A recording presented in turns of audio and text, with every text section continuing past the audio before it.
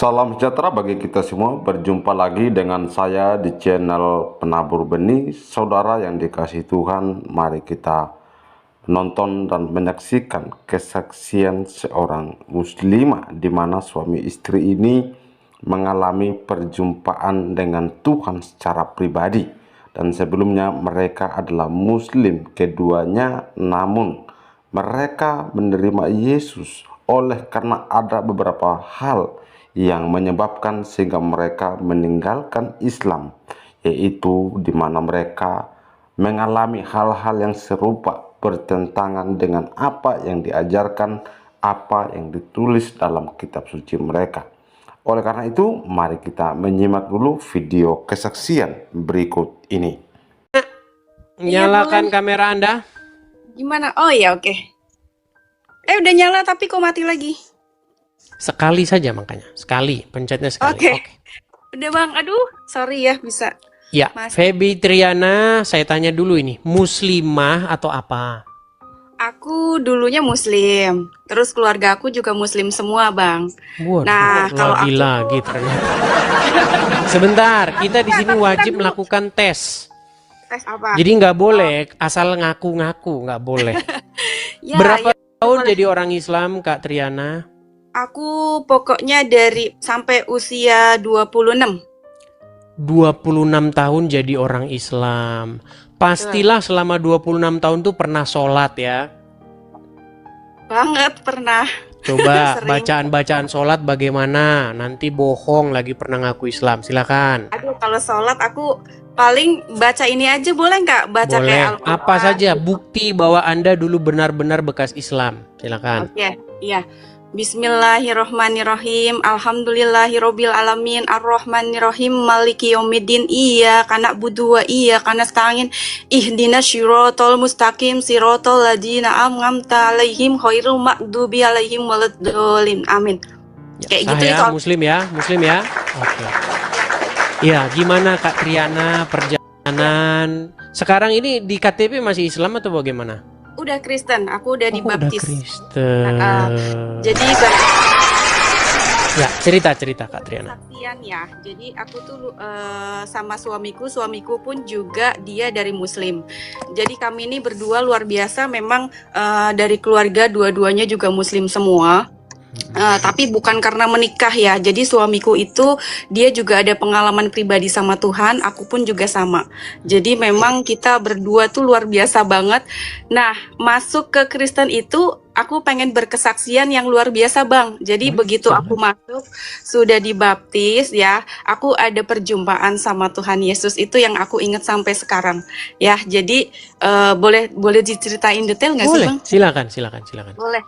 Jadi aku beberapa bulan dibaptis itu, pada saat itu aku tidur terus mimpi itu di antara aku tidur atau enggak lah, pokoknya masih kayak sadar. Tapi di situ aku mimpi aku ini masih jadi orang Islam. Nah, aku masih jadi orang Islam. Kan kalau di Muslim itu kan kalau misalkan meninggal tuh nggak langsung ke akhirat yang ujung. Jadi maksudnya kayak ada kubur dulu, terus nanti ada apa lagi gitu kan ya. Nah, itu di situ aku ceritanya di goa dan aku meninggal sama ibunya temanku. Jadi pada saat itu si ibunya temanku itu kan dia bilang gini, ini kita masih ada waktu loh untuk bertobat gitu kan. Ayo sholat gitu.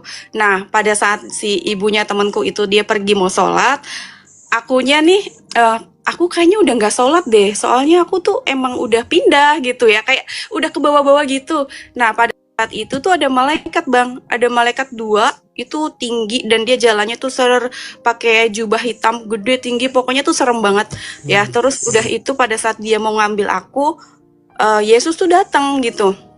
Yesus tuh datang terus dipegang tangan aku, dibolong di sininya Bang pakai baju putih. Terus dia bilang gini, ini muridku. Nah, terus udah itu malaikatnya tuh kayak tiba-tiba mundur nunduk gitu, kabur gitu. Jadi kayak disitulah yang aku nggak bisa lupa ya. Jadi memang walaupun memang jadi orang Kristen itu nggak segampang itu ya. Aku banyak dihujat orang, terus banyak diancam juga. Waktu apalagi zaman dulu aku masuk Kristen itu belum banyak ya, belum ada sosial media terutama kayak TikTok itu kan belum ada. Jadi kayak apa namanya, orang mengerti tentang agama Kristen tuh kayak nggak segini vulgarnya gitu ya. Aku di Jakarta dan aku tuh orang kampung.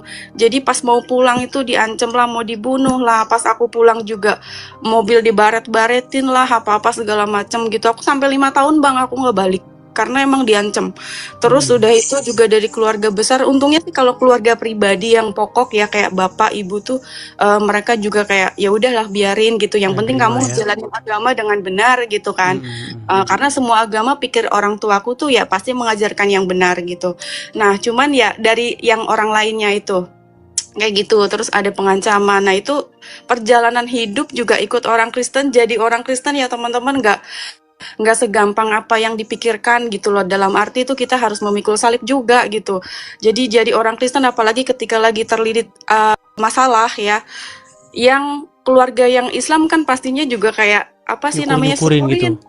Iya, syukurin lu gitu, syukurin. Tapi puji Tuhan ya, aku sih dapat penguatan dari Tuhan tuh kayak sampai dengan sekarang detik ini walaupun permasalahan begitu banyak, tapi masih dapat kekuatan gitu loh. Dapat kekuatan dan aku juga nggak akan balik lagi karena aku udah yakin banget sama Tuhan Yesus. Sumber apa ya, keselamatan. Karena aku udah menemui. Sorry aku gugup banget karena aku Nggak dari apa-apa, kemarin santai pengen saja, santai. pengen masuk ya, pengen berkesaksian ini. Aku udah bilang sama Tuhan, Tuhan kalau memang aku harus berkesaksian ini nyata banget ya yang aku alamin sendiri. Jadi mungkin orang-orang lain harus tahu juga bahwa Yesus itu sumber keselamatan buat kita semua. Bahkan ya kalau satu keluarga ada yang percaya Yesus, satu keluarga itu pun diselamatkan. Makanya keluarga aku masih semuanya masih Muslim. Tapi aku selalu doakan mereka supaya bisa percaya sama Tuhan. Kayak gitu sih Bang, aku cuma mau menyampaikan itu. Bahwa luar biasa ikut Yesus itu. Walaupun kita nggak gampang, tapi kita pasti diberi kekuatan gitu Bang. Artinya banyak ya orang-orang yang ternyata dari Muslim ke Kristen selama ini belum speak up, belum bicara begitu. Dan dengan adanya media sosial ini ya pengalaman-pengalaman seperti ini tuh perlu dibagi supaya orang itu jangan takut untuk bercerita, jangan takut untuk bersuara seperti itu. Terima kasih Febe Triana tentang kesaksiannya. Mudah-mudahan menjadi inspirasi bagi wanita-wanita lain juga yang masih on the way atau sudah di Kristen tapi belum berani speak up seperti itu. Oh iya, sama satu lagi boleh nggak sih Bang? Apa itu? Silakan. Jadi masuk Kristen itu bukan berarti kita yang milih Tuhan, tapi Tuhan yang milih kita ya. Karena waktu itu aku ngalamin, waktu aku masih Islam, itu kan aku masih pacaran sama suamiku itu ke gereja. Nah aku tuh nggak ada kepikiran untuk bisa masuk Kristen ya. Cuman pada saat itu pas ibadah tiba-tiba tuh aku kayak dicurahin Roh Kudus, yang aku nangis terus nggak berhenti-berhenti. Tapi rasanya tuh damai sejahtera, bukan nangis karena sedih atau kecewa atau apapun. Kesakitan tuh enggak. Jadi kayak aku nangis terus nggak berhenti-berhenti sampai beberapa jam. Dan itu tapi rasanya damai sejahtera. Itu Bang. Jadi kayak kalau orang bilang lu milih Kristen itu lu milihnya gimana? Itu nggak bisa dijelasin karena memang Tuhan sendiri yang memilih kita gitu loh. Gitu sih. Udah satu itu doang. Oke, mantap. Oke, terima kasih Kak Triana karena saya juga menjaga ya kepada orang-orang yang baru keluar dari Islam menuju Kristen. Saya tidak mau bahas Islam, nanti Anda jadi dicari-cari gara-gara saya bahas Islam. Oke lah, nggak apa-apa, nggak usah bahas Islam dulu. Anda bercerita saja bagaimana kepindahannya. Oke, begitu saja Kak Triana. Oke, terima kasih Oke, banyak. terima kasih Kak Triana. Saya turunkan ya. Demikian video kesaksian yang kita sudah dengarkan secara bersama-sama. Kesaksian ini yang sangat luar biasa sekali, di mana ia menyampaikan pengalaman spiritualnya bersama dengan Kristus dan ia mengalami perubahan yang luar biasa. Orang yang sakit disembuhkan melalui kuasa darah Tuhan kita, Yesus Kristus. Makanya jangan sampai terlambat ketika kita percaya kepadanya. Karena dia adalah Allah yang berkuasa baik di bumi maupun di sorga. Dan dia juga adalah Allah yang tidak bisa dibatasi oleh ruang dan waktu, apalagi dibatasi oleh manusia. Apa yang Tuhan pikirkan tidak sama dengan apa yang manusia pikirkan. Karena itu saudara yang dikasihi Tuhan, Ia selalu menyatakan dirinya. Itu bukti kasih Allah, bahwa ia adalah Allah yang hidup, Allah yang selalu menyatakan kemuliaannya bagi orang yang mau percaya dengan sungguh-sungguh dan takut akan Dia. Lukas pasal 18 ayat 15 sampai 17 mengatakan demikian. Lembaga Alkitab Indonesia memberikan satu judul, Yesus memberkati anak-anak. Maka datanglah orang-orang membawa anak-anaknya yang kecil kepada Yesus, supaya ia menjamah mereka. Melihat itu, murid-muridnya memarahi orang-orang itu. Tetapi Yesus memanggil mereka dan berkata, "Biarkanlah anak-anak itu datang kepadaku, dan janganlah kamu menghalang-halangi mereka. Sebab orang-orang yang seperti itulah yang empunya kerajaan Allah. Aku berkata kepadamu, sesungguhnya barang siapa tidak menyambut kerajaan Allah seperti seorang anak kecil, ia tidak akan masuk ke dalamnya." Demikian firman Tuhan, saudara yang dikasihi Tuhan. Sebenarnya yang menjadi pertanyaan kita dan menjadi topik dalam perenungan firman Tuhan ini adalah, ada apa dengan anak kecil? Seorang ibu menggendong anak kecil naik bis pulang ke rumah. Ketika kernet menghitung penumpang, ia berkata, "Anaknya di pangku saja ya Bu, bebas tiket." Umumnya anak kecil sering dianggap lemah, belum mengerti apa-apa, masih bergantung pada orang tua, belum dianggap penting dalam lingkungan sosial, bahkan kehadirannya tidak dihitung. Ketika orang-orang membawa anak-anak kecil kepada Tuhan Yesus, murid-muridnya memarahi orang-orang itu. Alasannya, Yesus sudah lelah karena sepanjang hari berjalan dan mengajar tentang kerajaan Allah. Sedangkan anak-anak itu belumlah mengerti tentang pengajaran Yesus. Biarlah nanti orang dewasa yang mengajarkannya kepada anak-anak mereka masing-masing. Tidak harus Yesus yang turun tangan mengajarkan anak-anak kecil. Sekarang jangan halangi Yesus dalam perjalanannya. Melihat perbuatan murid-muridnya itu, Yesus memanggil orang-orang yang membawa anak-anak itu dan berkata, "Biarkanlah anak-anak itu datang kepadaku, dan jangan halang-halangi mereka. Sebab orang-orang seperti inilah yang memiliki kerajaan Allah." Sepertinya Yesus tidak mengindahkan perbuatan murid-muridnya. Dia mengajar dengan menyuruh orang-orang itu membawa anak-anak kepadanya. Lalu Yesus berkata kepada murid-muridnya, "Siapa saja yang tidak menyambut kerajaan Allah seperti seorang anak kecil, ia tidak akan masuk ke dalamnya." Bagi Yesus, anak-anak itu sangat berharga, bukan penghalang untuk menyatakan kerajaan Allah.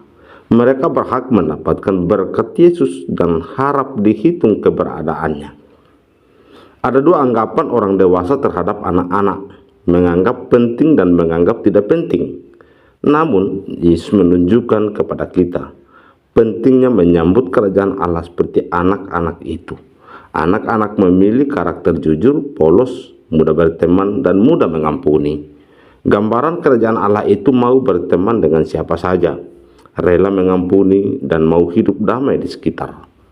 Kita pun dapat meneladani orang-orang yang membawa anak-anak kepada Yesus.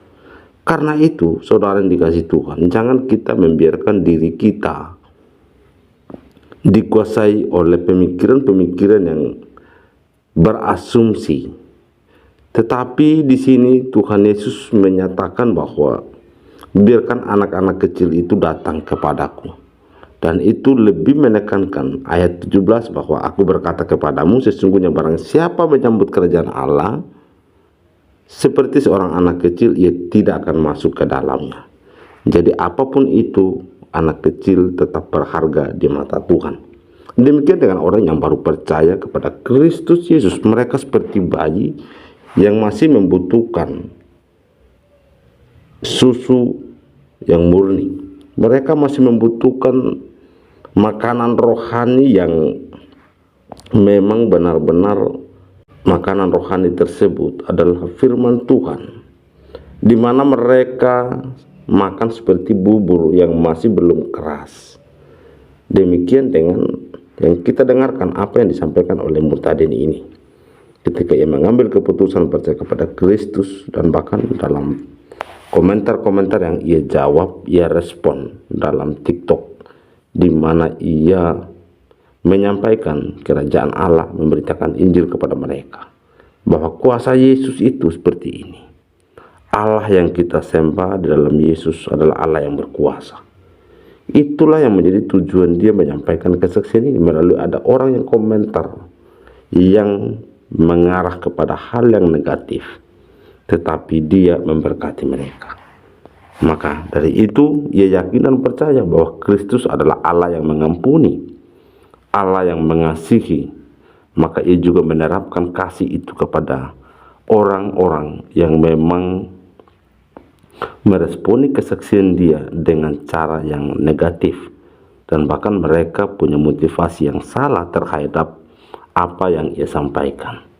Karena itu saudara dikasih Tuhan, mari kita terus bersaksi kepada siapapun dan dimanapun, supaya Injil dapat diberitakan dan Tuhan Yesus dipermuliakan.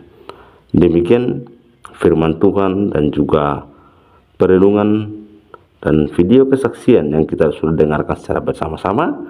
Semoga ini boleh menjadi berkat, dan Tuhan kita Yesus Kristus semakin dimuliakan dan diagungkan, karena dia adalah Allah yang layak disembah, dipuja. Dialah pencipta langit dan bumi serta segala isinya. Tuhan Yesus memberkati. Shalom.